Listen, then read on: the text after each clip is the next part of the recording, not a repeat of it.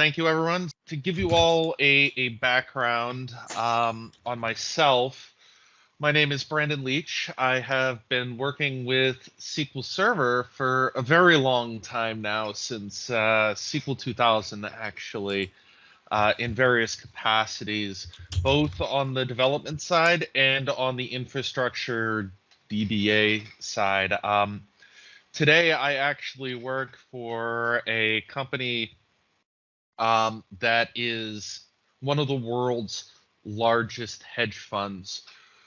We are responsible for a significant portion of the US daily trade volume, and we have a ton of different systems out there. This is the second hedge fund I've worked with, and I have managed data estates measuring over 6 petabytes of data in both large scale up and scale out environments.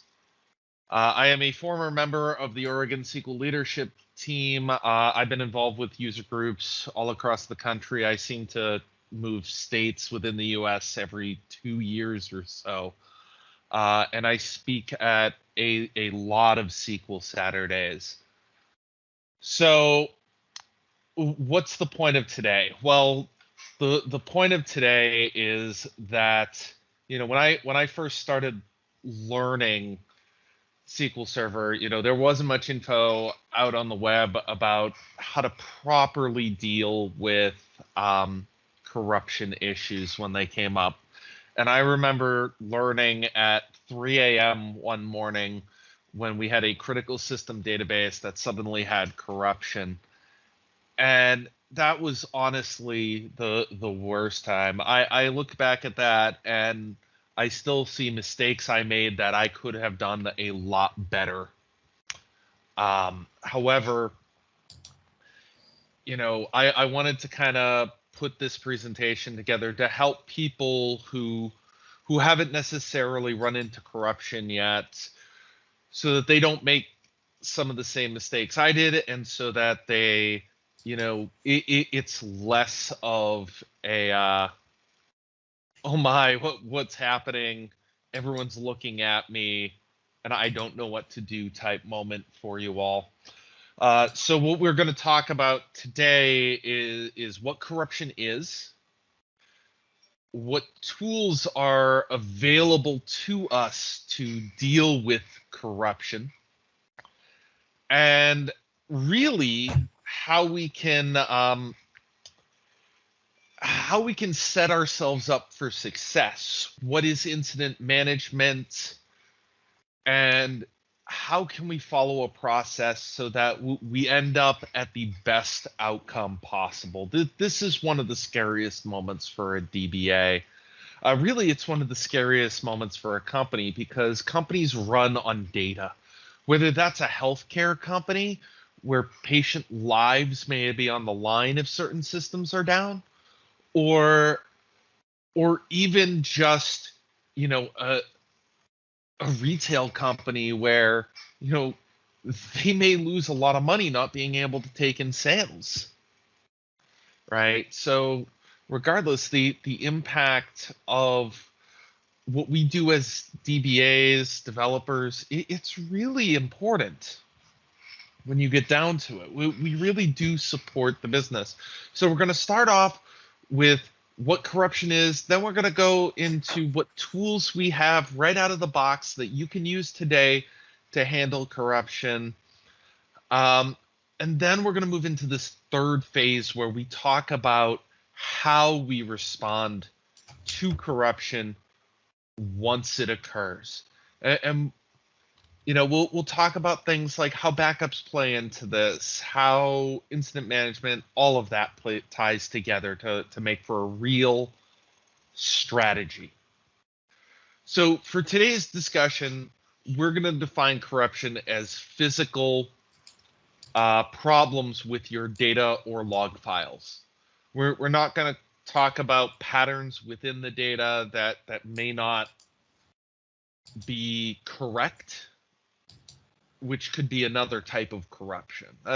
That's data corruption as opposed to physical corruption. So there are certain things that we need to assume. The first of which is it's going to happen to you eventually. It's not a matter of if, it's a matter of when. Obviously, the larger your environment, the more likely you are to see this. But we have to accept that it will happen. And no matter what we do, we cannot completely protect ourselves from it. However, that being said, we can be proactive about it, right? We can take steps to find it early and to mitigate its impact. So back when we were all doing these things in person, I would often ask somebody in the crowd where they thought in this diagram corruption could occur. And the truth of the matter is anywhere, right? Corruption can occur within the database engine itself, within the OS, within your local storage if you have it. It can also occur in the networking layer, or it can occur in the SAN.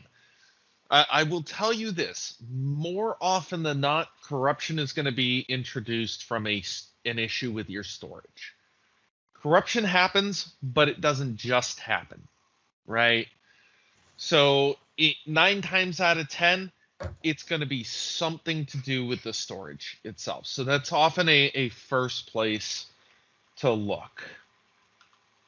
So obviously, knowing this is going to happen, there's a mindset that we really need to have. And when something goes wrong, horribly wrong, companies often look to the DBAs the same way you look as an EMT when you get seriously injured, right?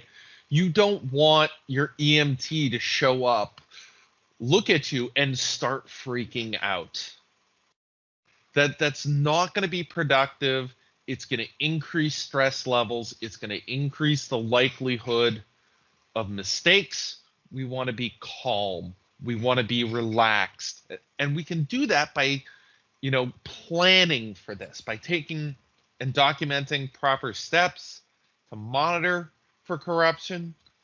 Also so that we know how to handle it. And after the fact to document it so that we can refine our policies, right? If you can, practice. At the end of this, I'll provide a link to Steve Stedman's database corruption challenges where you can download pre-corrupted databases and actually practice this stuff. So, proper mindset means we're planning for it, essentially, and we're practicing it so that when it happens, we don't freak out. It's clear in our heads what we need to do, and we can follow those steps that we've documented to properly manage it. So let's get to demos and start talking about some of the tools SQL Server has that allow us to properly handle this. So the first is SQL agent alerts. Many people don't seem to use agent alerts simply because they don't know about but they're a great way for getting alerted for specific issues that are important to your environment. And there are some that I always would recommend. And so we can actually set these based on a severity level or based on a specific alert. So what I'm going to do is I'm going to go into my screen over here and actually let's go into our RDP window. All right, because I've got everything nice and big here already. So, okay, so over here on the left, what you see is SQL Server Agent, and I'm going to take a minute and pull up Zoom it as well to make this even easier for you guys. So where is my, oh, that's because I need to pull it out over here. So if I go to there, zoom it. Awesome.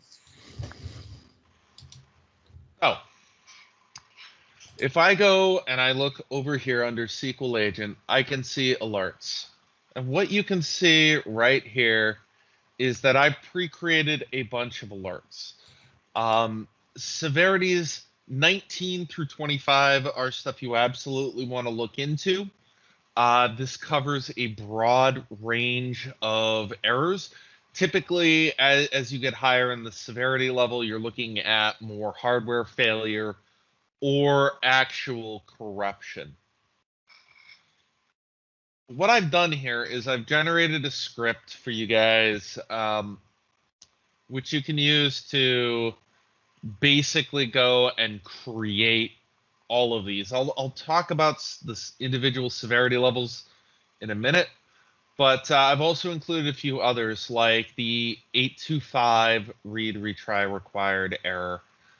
Now, this error means that it specifically had to retry a read out of memory. That doesn't necessarily mean you have corruption, but if you see a good number of these, it's an indicator that you might have failing memory, and you should get your sysadmin team to actually look at that, possibly replace those chips, right? Because eventually this will lead to corruption. So it's an error that I like to monitor for specifically. I've never actually had it fire off because typically in companies, in hedge funds, you're migrating to new hardware every single year. So, but in other companies where hardware may exist for 3-5 years, then, you know, this could give you an early heads up that you need to run some diagnostics against your hardware before you actually get corruption. So the other way you can create these is simply by right-clicking on alerts and specifying a new alert. Now, you'll need to give it a name, and you'll want a SQL Server event alert. You could also do a WMI event alert or a performance condition. So I leave it at all databases because I'm looking for corruption, and I'll either specify a severity or an error number. So we can actually see what each of these means. You know, and I'll talk about these in a minute on the next slide, but you know, if you see these, you can get kind of a brief description. So insufficient resources, for example, means that it ran into some internal limit, and that limit is non-configurable. So something's going on with your system. You probably want to look into it. Maybe it's really bad queries bogging you down, but it's typically not corruption. It's not really until we start to get to 19 that we start to get a little more worried. So let me go and switch to the slides, and I will just minimize that. So if I go here, and we start at 19, that means a process was actually terminated, right? So that non-configurable limit was exceeded. SQL Server decided to kill the process. Once we get down into 22, well, that means you have corruption. 22 means a table or an index is damaged. 23 is SQL Server feels like the integrity of the entire database is in question. If you get a 22 or 23, you need to run CheckDB, which we'll talk about in a minute. At 25, you've had a fatal hardware error. You may have corruption after that.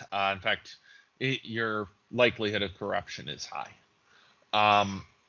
24 is SQL Server thinks you might have failing hardware, so you want to look into that.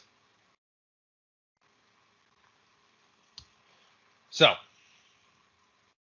let's talk about suspect pages. This is a table you should always monitor on every one of your servers. It exists in MSDB, and every time SQL Server encounters an issue with a page, it will take note that in this table and drop an entry in there. And if you have any entries at all in this table, you really need to start checking on it. Doesn't mean that you've absolutely got corruption, but it's a nice early warning that there's some stuff. It's time to run an integrity check. However, once you run that, you are going to have to truncate that table. This is totally fine to do, totally supported. Just create an agent job that checks that table and says, if any row exists, page a DBA, and have it run every once in a while, say every 5 minutes or every minute, every 15, every hour, whatever your specific comfort level is. And then we have CheckDB itself. This is the main tool everyone thinks of when they think of corruption. It's also the heaviest hit on performance. And it's something that almost nobody runs enough. Well, when the question comes up of how often you should run CheckDB, people will say things like, oh, at least every week or every month, every day. But the real answer is, if you have the performance to spare, you should run this as often as you can, right? If you know that you've got a downtime in the middle of the night where you don't have any other maintenance jobs running, everything's good, and you can get away with running it, great. Do so. And you will be much happier for that, trust me. So what CheckDB actually is that a collection of DBCC commands, right? You can break CheckDB up and run specific portions of it.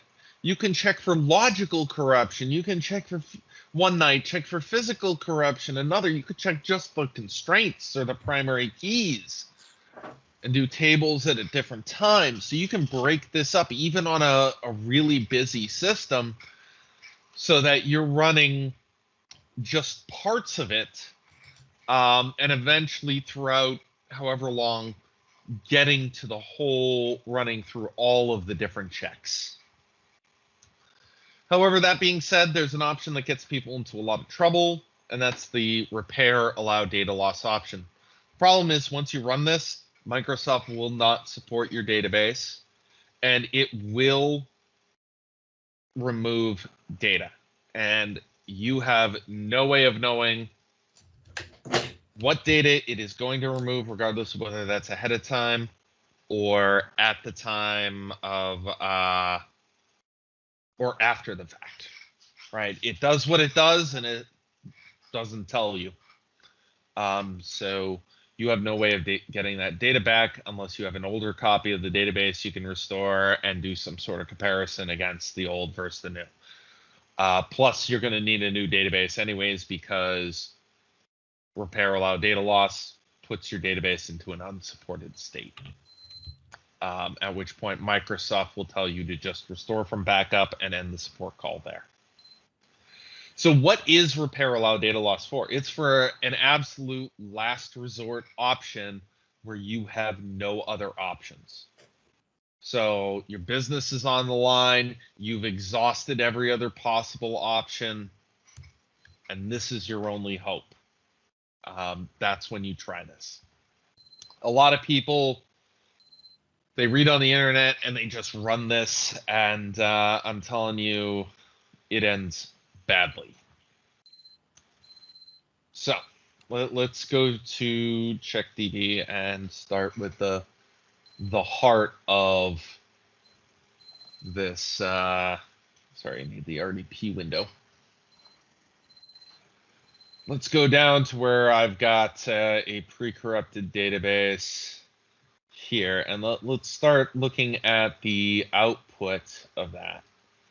By the way, I want to run this for a second, and you'll see we have entries and suspect pages. So to let you all read that, right? It has, the last time I ran this, I didn't truncate it afterwards. But you can see it gave me a file and page ID to tell me, you know, and database ID to tell me exactly where CheckDB found corruption, because that's what that's from. So I'm going to truncate that. CheckDB will generate entries in this table. Also, so will normal selects or inserts, you know, things that fail due to an issue with the structure of the file. So we're going to truncate this table because I'm going to show you that it's going to repopulate as soon as we run CheckDB here. All right, so table's empty.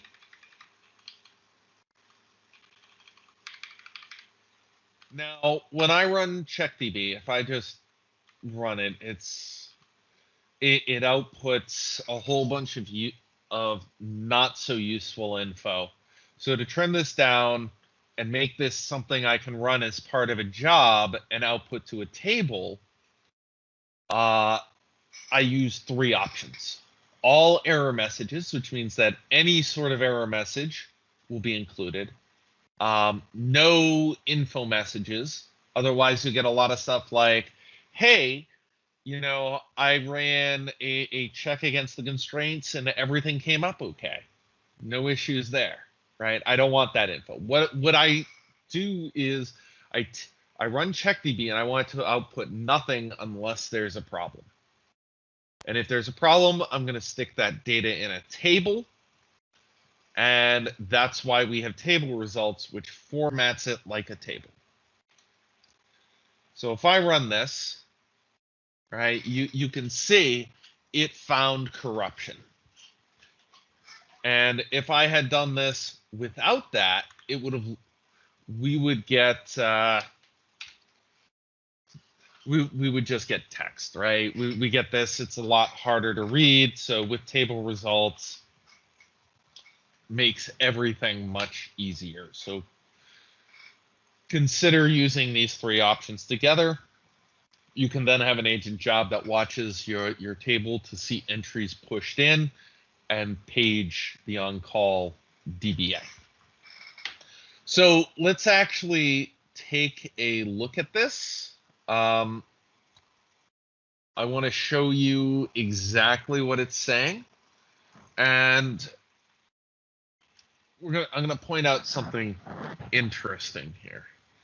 So what it's saying is that object ID 54, index ID 2, partition number, all the way down to the allocation unit. It's telling me exactly where it ran into an issue. It's telling me exactly where it found corruption. Now, it also gives me another piece of info over here on the right, a repair level. This is what it thinks needs to be done to repair this issue. And you'll see it's suggesting repair allow data loss for the top 2, and then for the next 3, repair rebuild. Here's the thing though. If we go back and we actually look at, that initial info. Does anyone notice anything interesting about where this error was found? The object itself. Is it possible? Let me ask a question here. Is it possible for people to write in chat if you can figure out what I want you to look at here? What the unique thing about where the corruption is in the database? Please put it in chat. And if my moderator could read me any response, that would be amazing. Sure. Let's see. I'm seeing in the index 2. Yes. Index IDs greater than 1 are a non-clustered index. So what that means is that's not the table itself. It's an index that is attached to that table, but it is a separate object. So we don't need to run repair allow data loss. We have a much better solution here. We can actually just rebuild that index and the corruption goes away. No need to restore from backup. No need to go and incur data loss and create a database that's not supported. So for whoever saw that and picked up on that, great. Thank you. Let's actually do that. So down here a little bit, and by the way, I'll show you that we have entries in this table again. All right. It found the page with the corruption.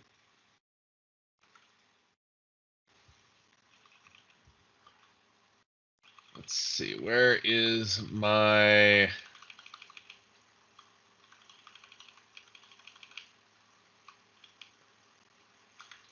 Where is my alter index statement in here?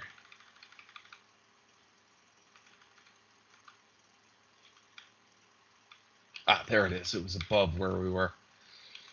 So one of the things I'm going to do first is I'm going to disable that index. And the reason I'm going to do that is the second I disable that index, queries that would have otherwise tried to use the corrupt index failed. So how did I figure out what the index, or so before I go there, so in order to stop queries from failing, I'm simply going to disable that index. That's going to generate new plans for those queries, and they'll either use another index or they'll start doing table scans. So how did I figure out where my corruption, like what index was corrupt? Well, I did that by querying this, right? So I took the object ID, figured out the object name, and now I need to get the index name. So I can do that querying sys.indexes and, passing in the object ID. So if I run this, I will get the name of my index here, which is what you see here. So this is index 2 on this object ID, which matches, right, 122.157.9.390, matches the output from CheckDB. So what I can do now is I disable it. As soon as I've done that, queries are able to query that table again without risk of failure. And then what I do is I rebuild that index. It encountered a checksum. So in this case, what I will have to do is copy this and I will actually have to drop it. Right? Because it cannot read it at all.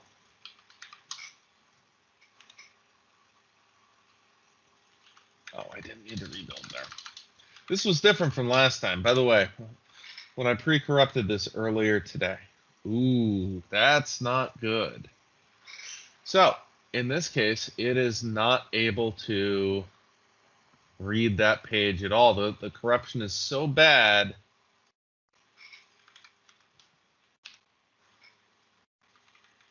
that it can't actually drop this. So let's run this again. Make sure we are.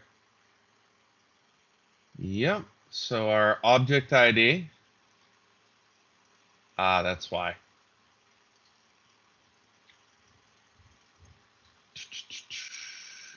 ID 54. Okay, this may be the system table, which would be exceptionally bad. But if I select all of that,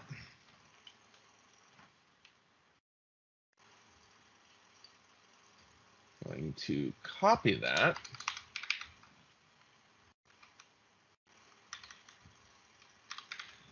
Select star from sys dot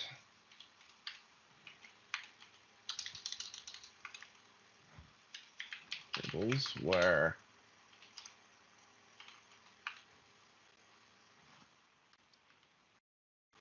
D equals 54.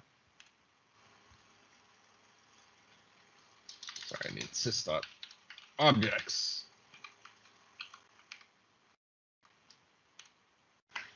Yes. So our corruption is actually in a different place. So what is select from sys dot indexes where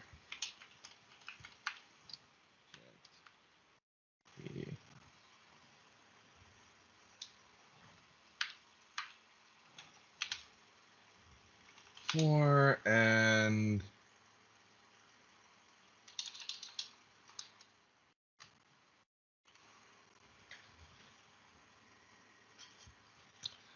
okay, so this is what we actually need to rebuild. So what we're going to do is we're going to go up here. We're going to copy our alter index statement. I apparently corrupted the wrong index.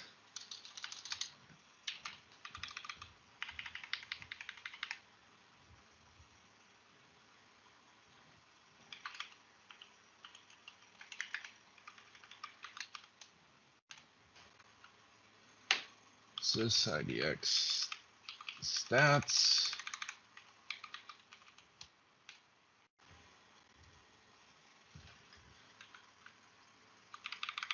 I did have the correct name there, I thought.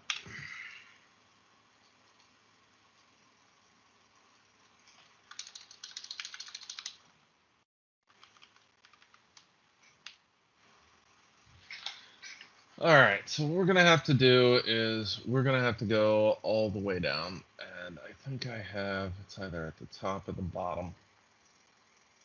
Gonna have to re-corrupt this.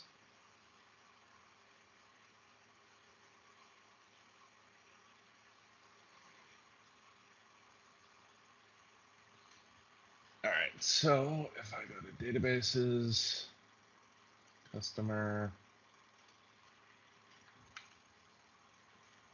and I will just delete, we'll drop this database and recreate it. And then I'll just re-corrupt it for you. Sorry about this issue, but. So when you're running the DBC check on the database, you're saying that the best way to do that is put the results to the table and then check for the count of the table? Yeah. So what you do is you effectively you dump the results of CheckDB, using like an insert into. Yep, and do a count on that if it's greater than 0. Yep. Or you could do an if exists, however you want to do it. If it's greater than 0, then absolutely, take the text from it, query the whole thing, and send it to whatever tool you use for paging. Yeah, would you want to do a for each database type check? What I would do is I would have it, whatever your DBA database name is, I would insert it there. That way you can go to one table for all your databases. Gotcha. Right. And that's going to help you. All right.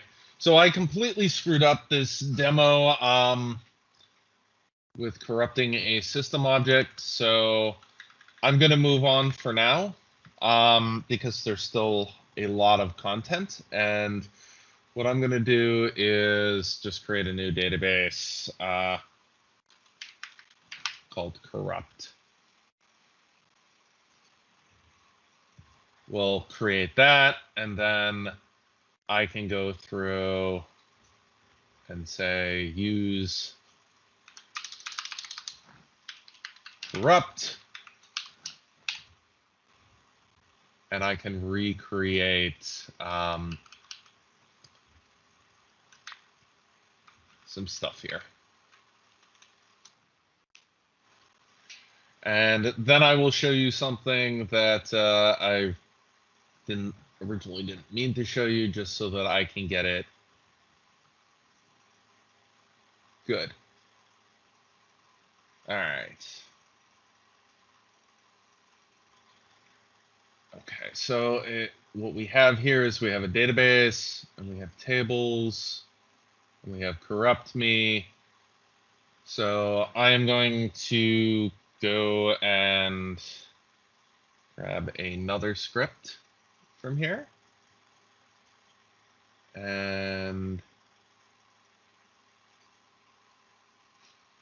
this is the script you're not generally supposed to see, so don't pay attention. I'm not going to explain what I'm doing here. I do need to change this to corrupt.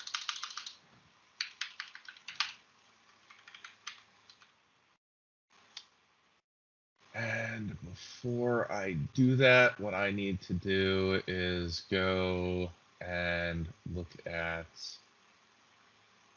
what is allocated there.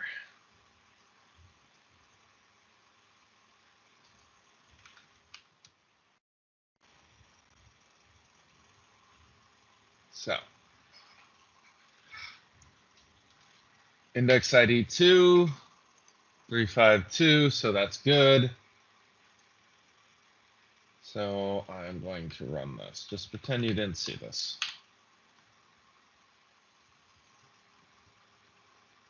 Oh, that's corrupt.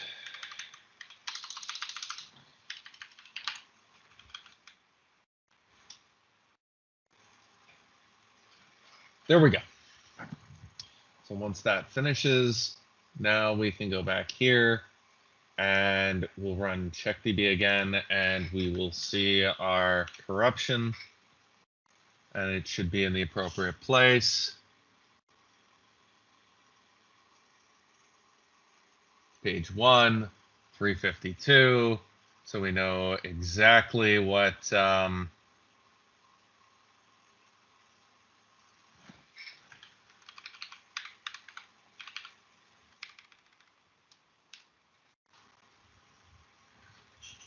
oh, my apologies. All right.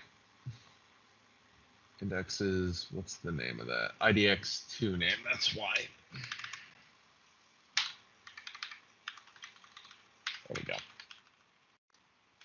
So as soon as I do that, oh boy.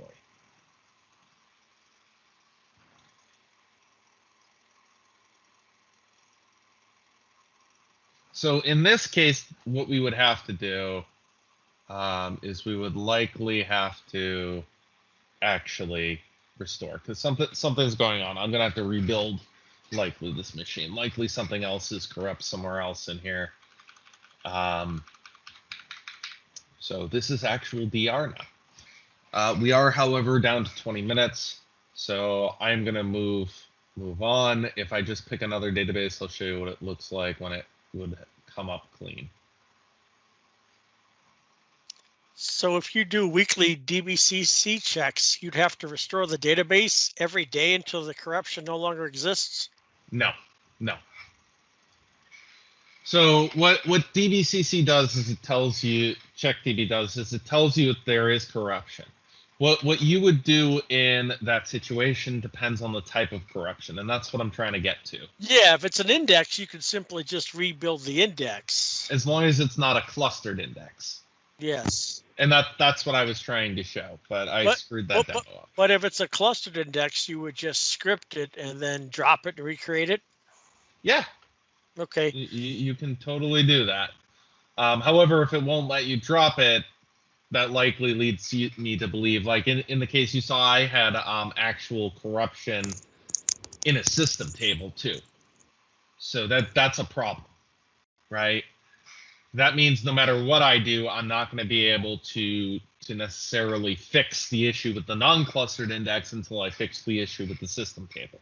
And if a system table goes corrupt, you basically have to wipe it and restore over it. That's not something you can realistically fix otherwise, at least not in a safe manner. So this brings me to the point. Backups don't matter. Restores do. So backups are only as good as the test you did to restore them. I've had many people call me in the past going, hey, our backups don't work and we have corruption in the database. Or even sometimes the backups are actually came up and the databases were corrupt. There was corruption within the backups, yet it's still restored. So you have to trust, or sorry, you can't trust, you have to verify. Other times, people tell me, oh, our storage guys take care of that. They do SAN backups on the SAN.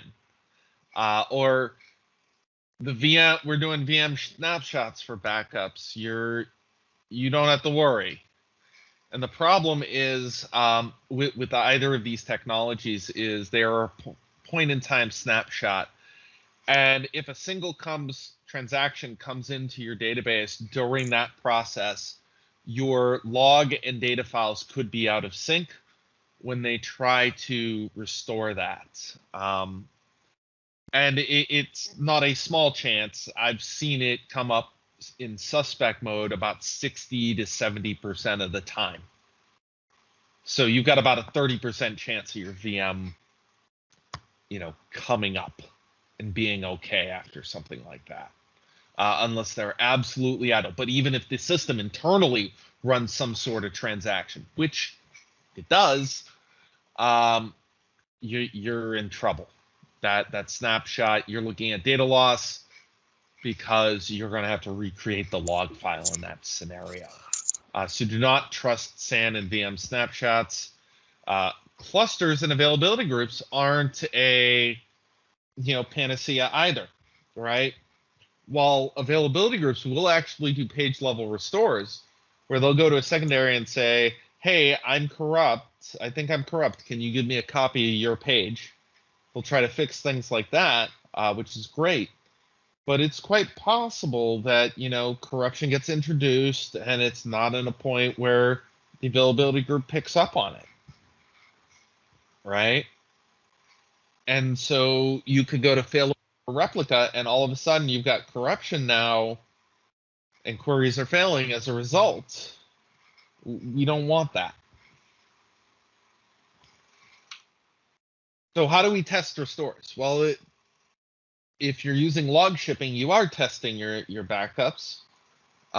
You are restoring them to a secondary machine. So that's great for your backups. But how do we do this with full backups and differential backups? Well, if you've got software assurance, then you have an easy button. You can for free set up a system,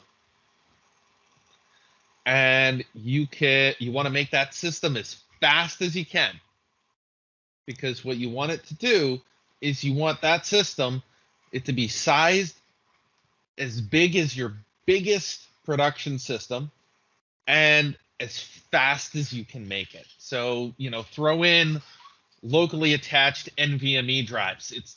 They're super cheap compared to SAN storage, and they are way faster.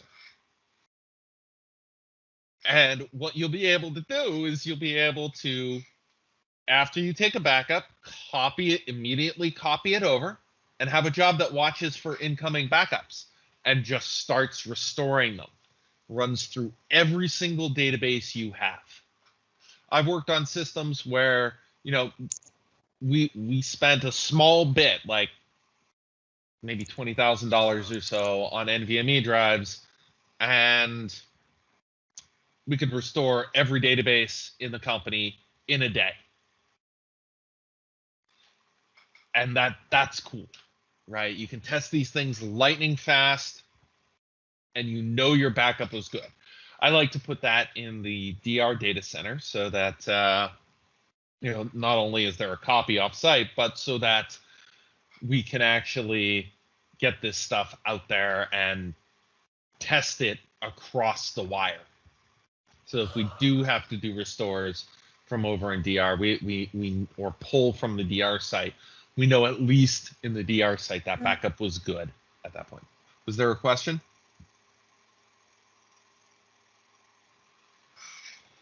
All right. Let's talk about.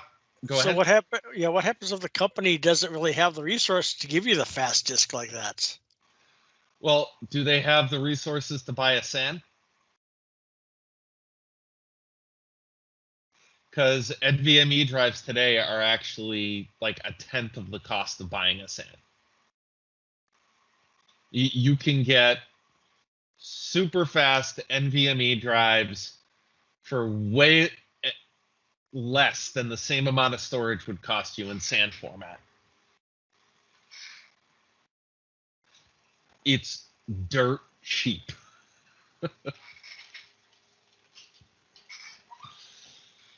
So whenever I go to management and I put in requests and I get an argument like that, what I do is I show them, here's the cost of that amount of storage in SAN. Here's the cost in NVMe drives. They look at that, and I show them that NVMe is way faster than the SAN and always will be faster than the SAN.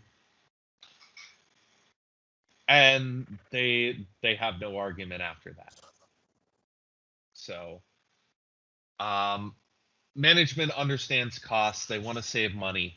This is you showing them, hey, we know that for most servers in the company, we're using SAN, but for this case, it's cheaper to do it this way, and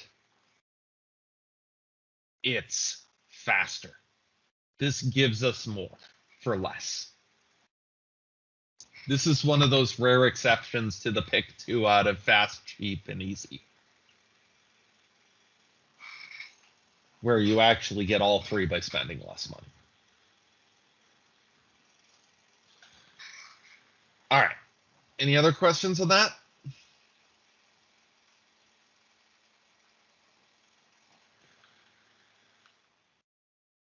All right. So there's another side to all of this, and that is incident management. Now, incident management has a few key elements. It really needs somebody to be in charge of the process, and it needs a level of authority to make things happen and to hold people accountable. A good incident management process includes, documented steps for what to do when, a run book. It includes things like an incident manager on call. That's the person who is, overseeing that all incidents, whether they're, database incidents or application incidents, they're overseeing all of that. And they are the one, they, reach out to stakeholders for you so that, they get everyone in a room or on a call or whatever's needed to get people together. Their job is essentially to coordinate everyone and make sure that the process runs smoothly. We also have the concept of postmortems, right? So we've defined our SLAs as part of our run books. What do we do after an incident? Well, we need to document this in detail. We need to find root cause. And there's a wonderful methodology I like to use called the 5 whys. And the 5 whys are a way of digging into an issue and really getting to the heart of it fairly quickly. Usually you don't even need all 5. So to give you an example, why did the database go corrupt? And the answer to that was, SQL Server lost access to its underlying volumes. Why did it lose? Your second why becomes, why did SQL Server lose access to its underlying volumes? And the answer to that is because the RAID controller, the storage controller failed, and the redundant one was already down. Why was the redundant one down? It had already failed yesterday. So now we have an idea, because we can ask, why did that one fail? Maybe it's due to firmware. Maybe it was taken offline for maintenance to try to prevent an issue, which left us in a prone state. But we can document the actual reason, and then it becomes the responsibility of the incident manager to essentially assign tasks to teams related to this incident for follow-up and to make things better. And in that case, maybe it's the firmware was out of date 5 months, and people need to look at a better patching process for firmware, right? Or maybe it's, we need an extra layer of redundancy in there to prevent this. But, the incident manager on call will assign these tickets to people and then follow up. Typically, there's a meeting, every quarter to look at incidents and what's been resolved. In some companies, that may be weekly. But people actually, in that meeting, will get called out. Why isn't this resolved? Right? It's a major issue, obviously. If action hasn't been taken on a documented final resolution, then the people who aren't taking action either need a really good reason, or they're going to quickly find themselves in an RGE, which is a resume generating event. But it provides accountability. There's also, we can report and trend metrics on this. What types of issues are we seeing the most of, so that more attention can be put there, right? This will help make our environments better and reduce the likelihood of corruption in the future. So what's a DBA's part in all of this? Well,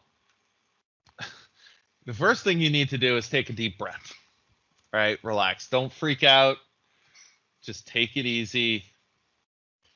Next, you would inform the business. Typically, that's going to be whoever you're going to follow your incident management protocol And who you need to notify is outlined there. That's likely an incident manager. They will assemble a war room, or sometimes it's going to fall to you to get the right people in the room. And then what you do is absolutely nothing. You don't start trying to fix without discussion and understanding. You have a very specific role.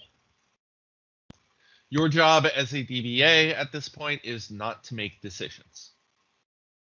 If you make the wrong decision, well, you have just generated yourself an RGE and will be looking for work. So what do? You start you clue people into what's going on and tell them that you are going to start assessing the situation. You're not going to make any changes, but you're going to look into it. And you're going to say, is it faster to restore than to try to fix? That may be the case. And if it is, great. You tell them that.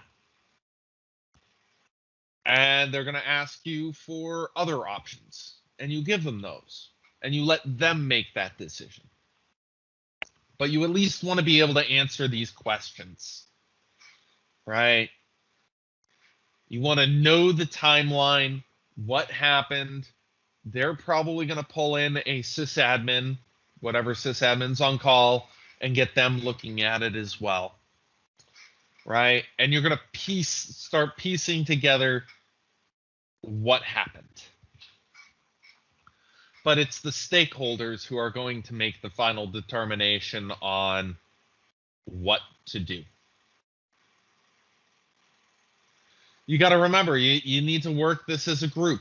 Everyone has a role. Yours is to inform, and then as the group decides to take an action and you are given the official go-ahead, then you will take that action. You'll notice this is the third side I've mentioned resume generating event on. It's because this is extremely important. I've seen DBAs get fired for just going ahead and doing something, even if what they did was actually the right thing, because it's not their decision. It's not our decision. It is the company's, it is the business owner's decision. At the end of the day, they are the one that the company will hold accountable unless we go rogue and we just take an action. However, it is our job to make the case for what our options are and why the one we think is best is the best. If you cannot convince the group, there's a good chance you are wrong in your line of thinking and need to reassess. This is extremely important. All right. What was step one? Take a deep breath. Okay. Yeah, breathe. Relax. If you need to take 5 minutes worth of breath, do it, right? You want to be calm and you want to be clear-headed. I know when I wake up, I'm horrible. I am in a fog. I need a minute or two. All right. So let's talk about some corruption types. I'm going to blast through these real quickly, and then we'll go to summary. TempDB. If TempDB goes corrupt, shut your system down, shut the SQL Server down, delete the TempDB files, start it back up. It'll recreate the files, and you'll be back up. Now, there is some folks online that say that it will recreate TempDB files on startup, and that is somewhat true. But it may actually reuse the existing TempDB files with the corruption in them. So better to just delete the TempDB files, start it up. PFS page corruption, you absolutely need to do a restore. That's your only option. Same with boot page corruption. You really shouldn't be opening up a hex editor and doing certain things that are out there that you can do. Do it for your own fun and testing to play around later on, but don't do it in production or in any company site. Obviously, I am page corruption. You're probably looking at a restore for that too. In most cases, your options are restore. For a log file out of sync, well, you're going to be doing a restore, and if you can't do a restore, you're going to have to lose data and rebuild your log file, unfortunately. So I'm sorry I got a little caught off guard, but summary here is backups are the most important thing. You need to understand your environment. You need to understand your policies, and you need to be clear-headed. And you really should practice this stuff.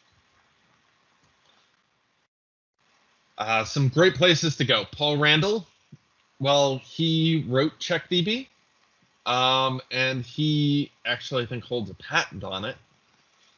And he talks a lot about internals and corruption on his blog. Steve Stedman's another great guy. He's got downloadable pre-corrupted databases that you can use. And obviously the official CheckDB operation documentation. If you want to actually learn how to split apart CheckDB to run it in pieces over a series of nights on some heavier servers, go for it. All right. So that has been 60 minutes of this. And once again, I apologize for being late. Connecting, as I said, was an issue for me. All right. What questions do we have while we wait for the next presenter to jump off? I will literally answer anything.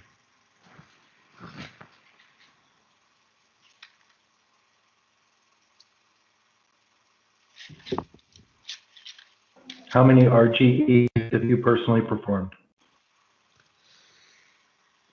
As in, I have been let go for an RG, 0, thankfully. However, there were a few I should have been let go for in my younger days, like running repair allow data loss because I didn't know any better and was a new DBA, and yeah.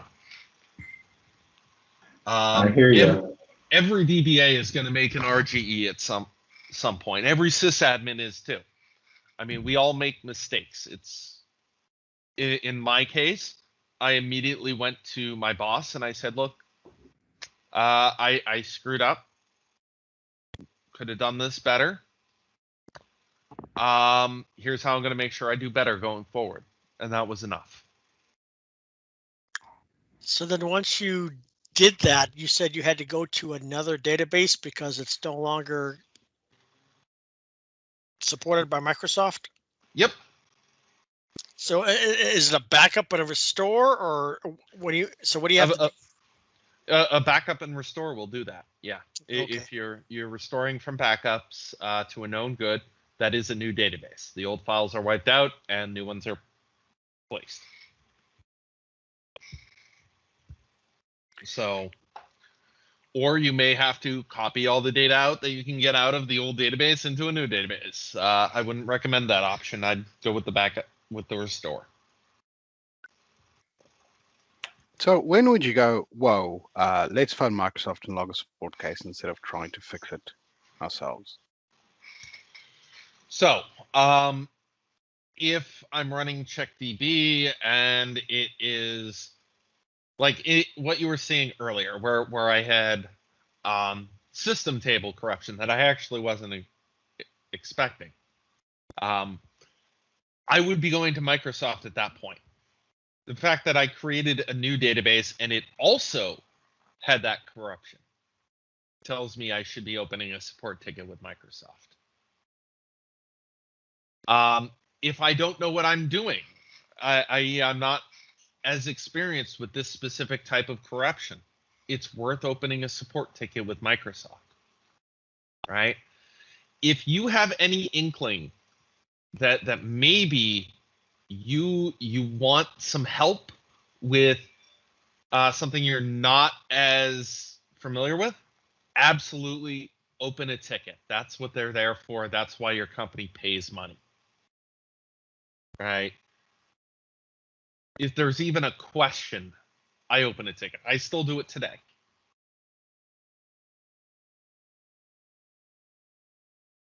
So, yeah, if your company pays for support for Microsoft, then use it. Awesome, thanks. Any others? Yes, I do have one. Any recommendations for offloading CheckDB to the secondary? So in an availability group, I mean, you could do that. Typically, what I do is I run CheckDB wherever the backups are taken from, right? Okay. And I also run it again on the other side in the DR data center. Right, so if I'm testing my restores, the next step after that is I'm going to run CheckDB. Oh, okay, great. Yeah. Like I said earlier, I'm going to run it as often as possible. Yep. Thank you. No problem. Yeah, this was a great presentation. Like, so informative. It's crazy. Yeah, honestly, this was originally this was an hour-and-a-half presentation I condensed. But yeah, I am truly sorry that I actually ended up screwing up my own personal dev instance here. By the way, before I let folks go, I will tell you this. I actually had a while back an incident where I did have to call Microsoft and they actually told me to run CheckDB, repair allow data loss. It was due to PFS page corruption, and the way I was going to get around that was, and there is a way, is the file that had PFS page corruption. I copied data.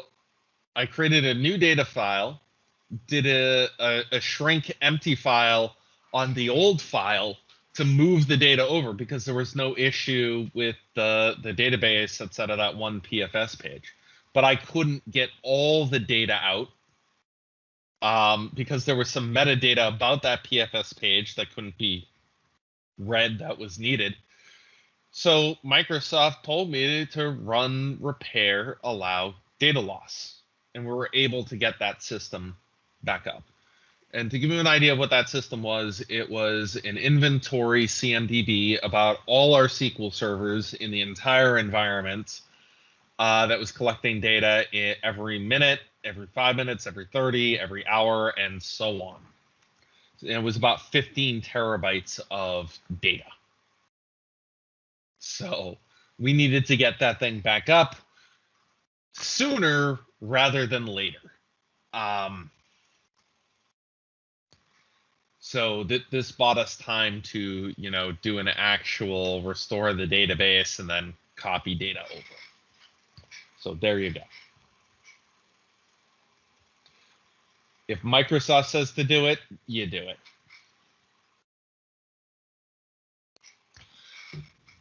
All right. Well, I want to make sure the next person is time to set up. So I guess thank you all. If you have any other questions, well, my contact, I'm easy to reach. It's just Brandon@SQLServerNerd.com, or you can find me on LinkedIn, Facebook, or Twitter. Awesome. Thanks, Brandon. You're actually closing the show. This is the last one, so. Oh, well, in that case, people can keep asking all the questions they want.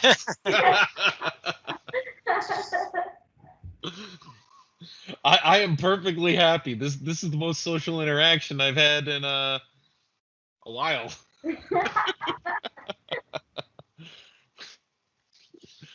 No, seriously, I've got my family in Moscow for the last 2 months, so. Oh, so this is a social time. Yeah. Let's see.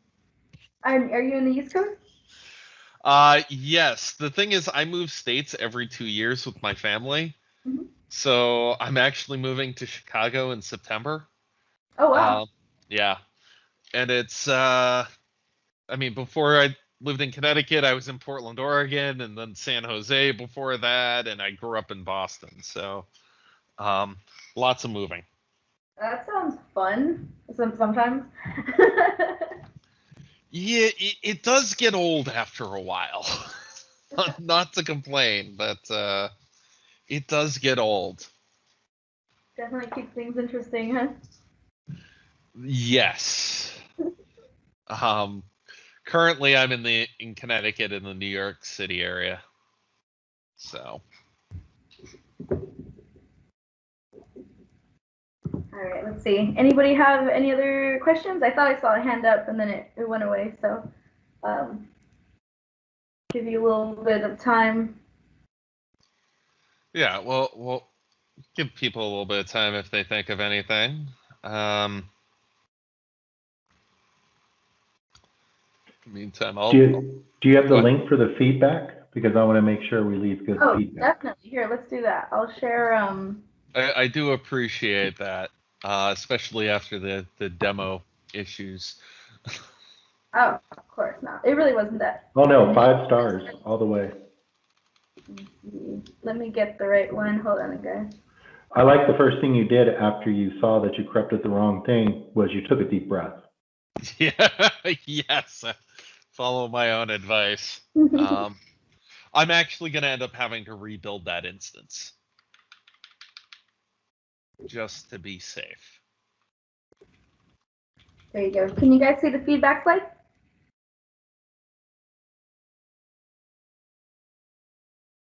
Yes.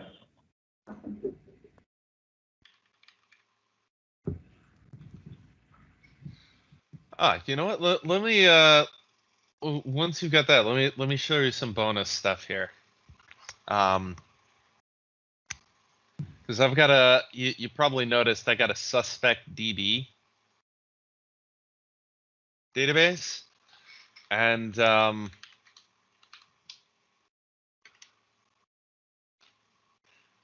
so let me minimize that. And does everyone have the feedback slide?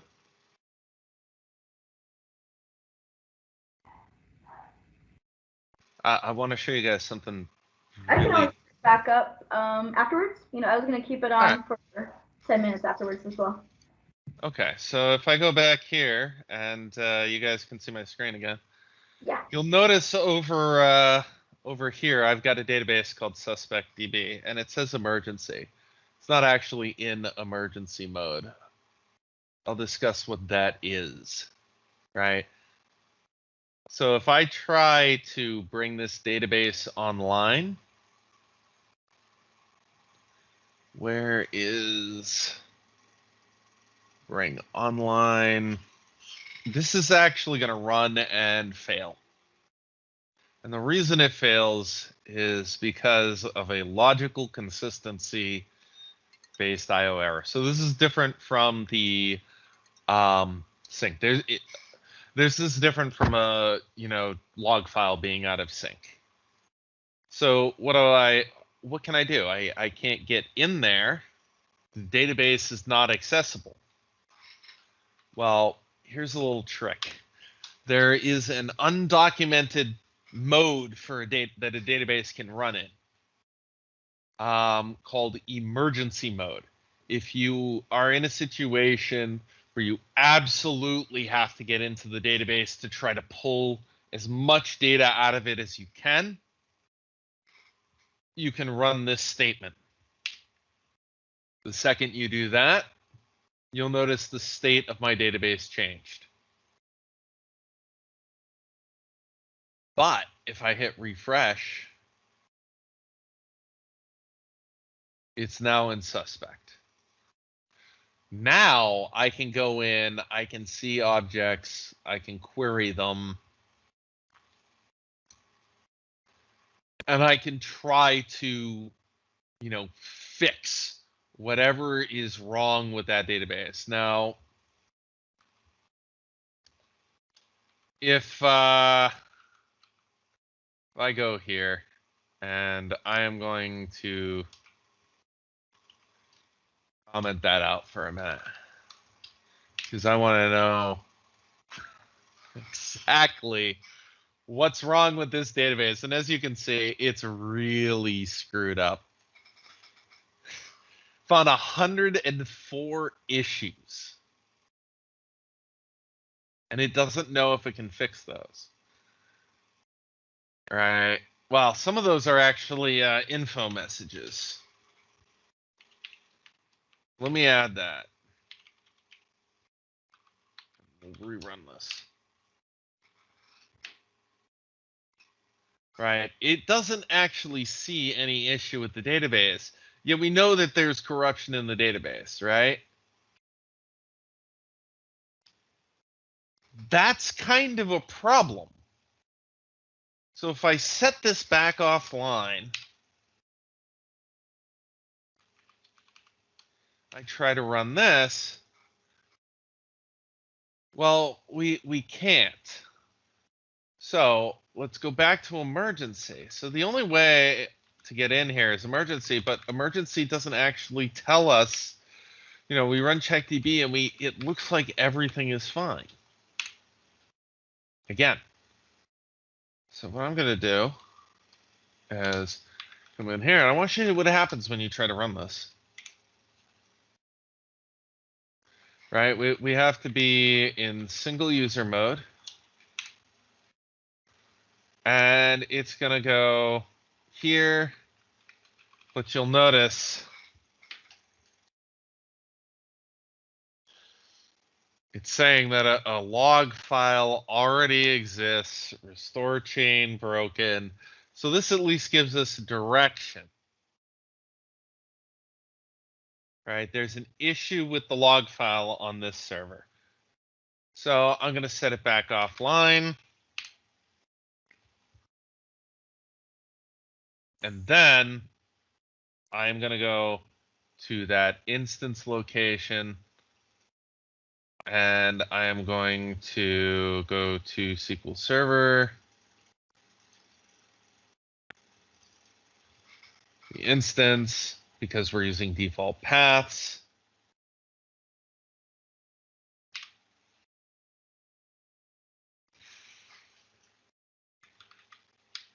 I'm going to delete that file. Bring it back into emergency mode.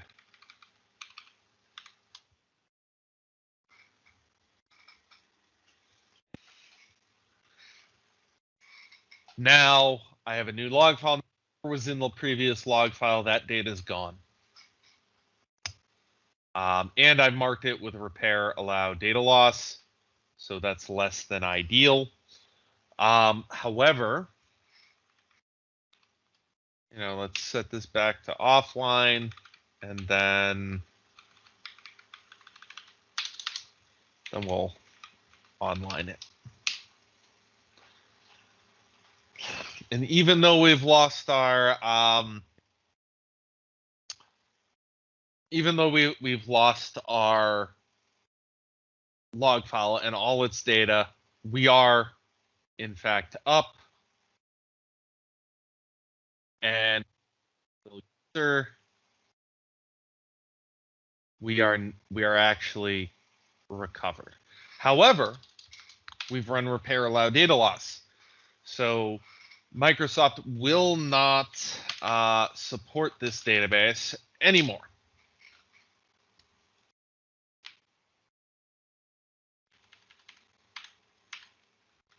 So what we're going to do, let's go back, and we're going to show you a better way to do this. And there is a way to rebuild the log.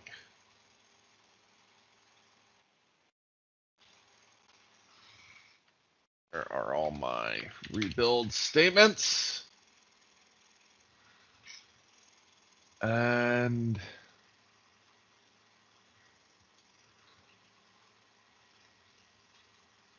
here we are.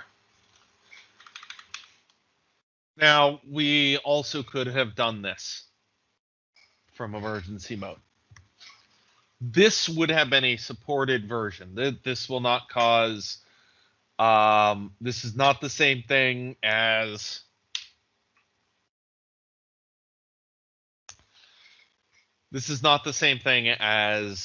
repair allow data loss. This is a legit way to do it. You're still losing the data in the log, right? So what we would do is we come back in here.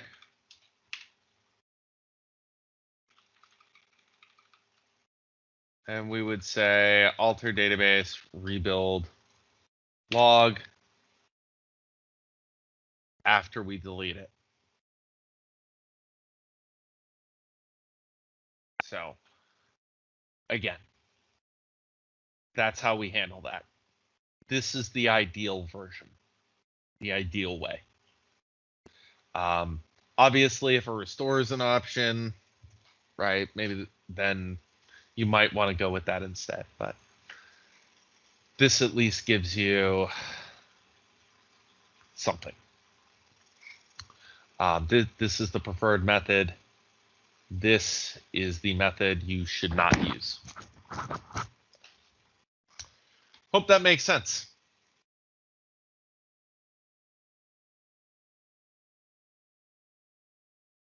All right.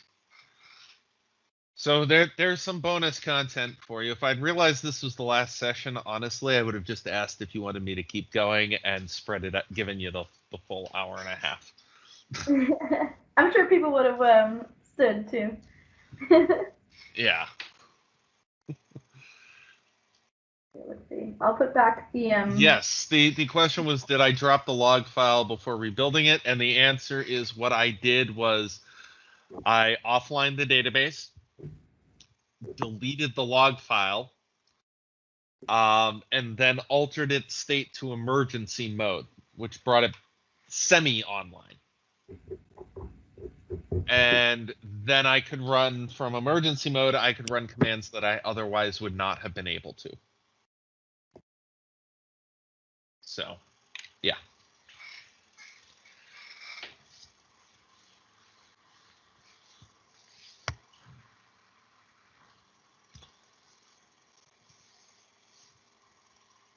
I'm actually going to, oh, I can actually read the chat now. Awesome.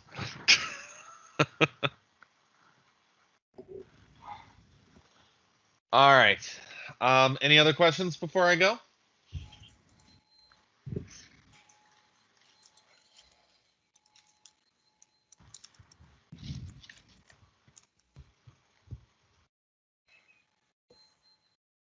I think we're good. All right. Well, thank you all for your time, and thank you for bearing with me through my my issue there. Thank you so much. That was a great presentation. All right. Have a good one, everyone.